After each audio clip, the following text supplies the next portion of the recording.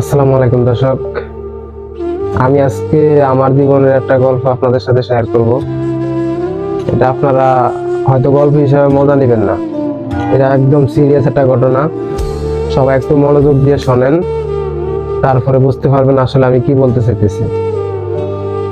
আমার ছেলেকে মজা করে আমি একটা পুতুল কিনে দিয়েছিলাম, কারণ পুতুলটা নিয়ে আমার ছেলে সবসময় ঘুমাইতো। হঠাৎ করে কিছুদিন তালাকি দেখতেছি যে আমার ছেলে ঘুম থেকে পুতুলটাকে নিয়ে চিৎকার দিয়ে ওঠে। পরে আমরা হয়তো মনে করছিলাম হয়তো অসুস্থ, তার জন্য এই সমস্যা। আমরা ডাক্তার দেখাইলাম, ডাক্তার দেখানোর পরে ডাক্তারে কোনো রোগ বাই করতে পারলো না। তারপর আবার কবিরাজ দেখাইলাম, কবিরাজও কোনো কিছু বাই করতে পারলো না।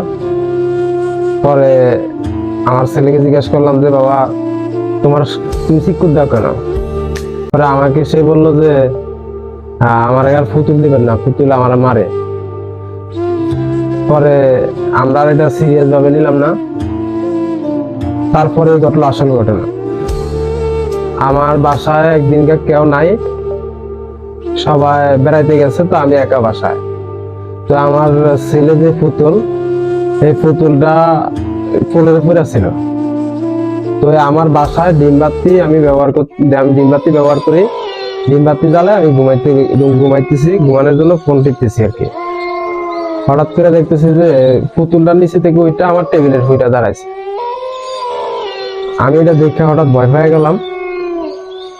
ভয় পাওয়ার পরে দেখতেছি যে পুতুলটা হাত পাওয়া নাড়ায়, আবার আমার দিকে কিরকম জানি একটা দৃষ্টিতে তাকিয়ে আছে।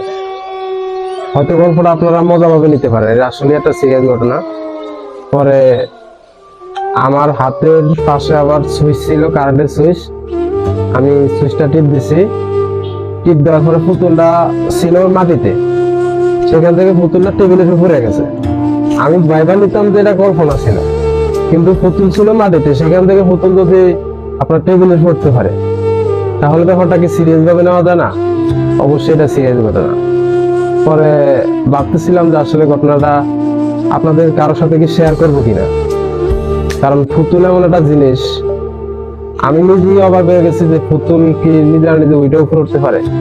এটা মেয়েদের পুতুল, সাধারণ একটা পুতুল ছিল, তাহলে এই পুতুলটা যদি এরকম একটা ঘটনা করতে পারে।